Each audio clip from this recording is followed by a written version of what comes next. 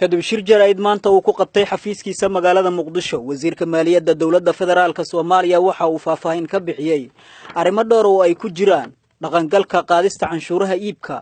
kororka dakhliga iyo mashaariic horumarineed oo ay wada dawladda federaalka Soomaaliya marka waxa farxadii ah inaan idhaahdo cashuurtii yareeyay gadista way hirgashay waxaan u mahad celinayaa ganacsatada Soomaaliyeed really alla dhabarta dhaqaalaheena runtii dhaqaalaheena la dhabarta waa ayaan aad ugu mahad celinayaa ganacsatada oo kaliya ma aha oo dawo wada ganacsatada weeye laakiin kala duwan kuwa wax soo dhoofiyo soo dejiyo kaliya ma aha kuwa faraha badan leh aan la kulay saakadan lafteeda halkan waxaan la shiray kuwa ka shaqeeya muxuu ahaynaa wax soo saarka warshadaha ka shaqeeya imikadan shir dhamaysan ayagana waxa ka wada hadalay wixii loo qaban lahaa ka dhiman si dawladdu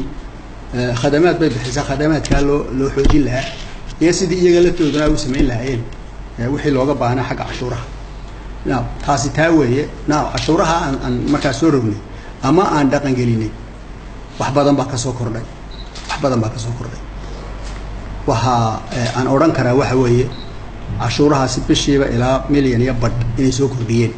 wasiirka maaliyadda dawladda federaalka Soomaaliya Mudane Cabdiraxmaan Ducaale Beyle ayaa sheegay in uu kordhay dakhliga isla mar ahaantaana uu sheegay in rajo wanaagsan laga qabo in hay'adaha dhaqaalaha caalamku ay markaasi deymuhu ka cafiyaan Soomaaliya si taageero caalami ah loo helo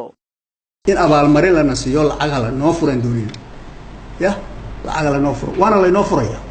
waa la furaya lacag la furaya African Development furaya World Bank furaya international community beesha caalamku ay furayaan abaalmarina dhinac ka ah dhinacna ah in dalkan dadaalkii ay galeen la sii caawiyo waxyaalo kale oo ka waaweyn ay qabtaan marka taa halkaas aan ku soo gabagabeynaya waa arrin aad iyo aad u fiican waxana buddigeedu yahay waxa weeye in deynta laynagu leeyahay la inaga daayo la inaga dhaafo deynta dib u dhig baa jira si kale oo habeen baa jirta laakiin inagu waxaan jidkeedii haynaa waxa weeye in la inaga dhaafo wasiirka hadalkiisa sii wata ayaa soo hadal qaaday inay jiraan qorshayaal ku aadan mashaariic horumarineed ay qayb ka tahay dib u dhiska xarumihii lagu qaaday canshuuraha ee ku yaala degmooyinka magaalada Muqdisho ee caasimadda Soomaaliya Islamic Development Bank mashaariic uu keenay qolo waliba waxay leedahay Soomaalida way hagaagsan tahay waxa la keenay mashruuc bay leeyihiin halkan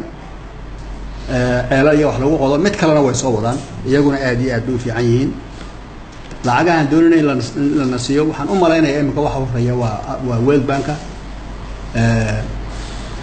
banka adduunka iyo European Union oo iyaguna doonaya inay lacag nasiyaan waxa halka la nasiyana wax la wada ogaan doono la islaana garan doono lacagaas lacag deyma amaha deyma shaqo kuma lihin deyn ma qaadan karo shuruudaha ka mid tahay iskamana bixin karo laakiin ilaa intaan halka gaarayno in bari teegaarka la inagu wado ayaa iyaduna ay tahay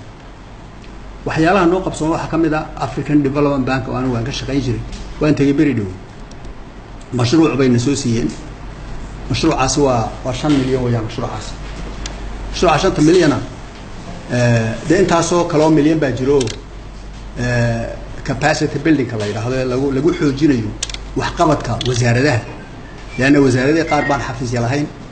وزارة قارب بان شغالة أدق لاهين وزارة قارب بان لاهين قلب كان لقول شقيه وحاصرنا هداد دبي عدد وناسين تاني وهذا صعب يسوق حوالي قبنية علي عبد القادر علي تلفزيون كقرن كالصوماليات مقدشو